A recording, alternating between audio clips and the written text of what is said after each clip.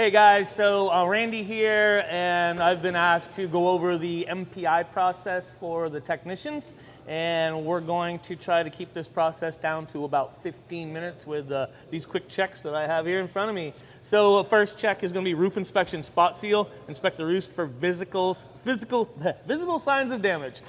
So we just want to get up on the roof and inspect for, just like we would inspect for a spot seal, we're going to be looking for discrepancies in the current sealant that's there and any other damage that may not be known about that roof, so we can report it back to your service advisor. All right guys, so exterior sealant is number 2 in caulking, and that's just going to be a quick visual inspection of the outside of the coat. So as I'm walking around any camper, I can pretty much tell within a short amount of time whether we need to look further or not on this RV. And right now, this particular one actually looks pretty good, but I'm going to be looking for indiscrepancies on any exterior penetration or corner moldings. Just I'm looking for areas that need to be sealed up so we can let the customer know. Number 3 is going to be LP tank pigtails and regulators. So what we want to do here, again, all visual, we want to look at the pigtails. We want to look for cracks very quickly just to make sure everything is good there. We're going to look at the regulator. I'm also going to be smelling while I'm doing this. If we're smelling that methacaptan or the sulfur smell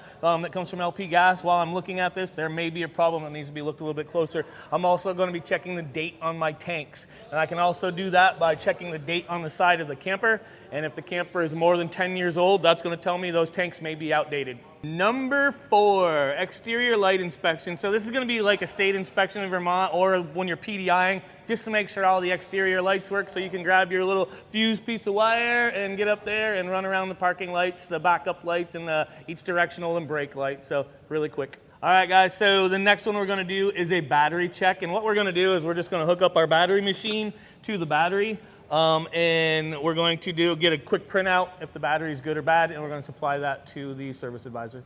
Number 6, tire inspection. So what we want to do on the tire inspection is, again, all visual. I'm going to be looking for the tread. I'm looking for uneven wear or low tread, which may be a bent axle or something. So if we see anything that looks out of the ordinary, we want to definitely report that. I'm going to check tire pressure very quickly all the way around all 4 tires, and I'm going to look for the obvious. I'm going to check the sidewalls for any cracking or just to see if the tire is old and maybe need to be replaced. We want to make sure we keep our customers safe.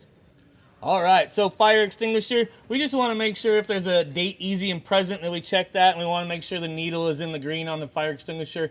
Again, making sure we keep our customers safe. All right, so we're going to take care of 8 and 9 right here, and what we're going to check for is the date on the camper. So this particular camper was manufactured in 7/23, so it's only about a year and some change old. 8 and 9 are LP detector, CO detector, and smoke detector. And what we're going to be looking for is dates on that. If the camper is more than 5 years old, we want to double check that LP detector. If it's more than 10 years old, we probably want to let the advisor know that that smoke detector may need to be changed. So this one is going to be very easily determined by the date of the camper.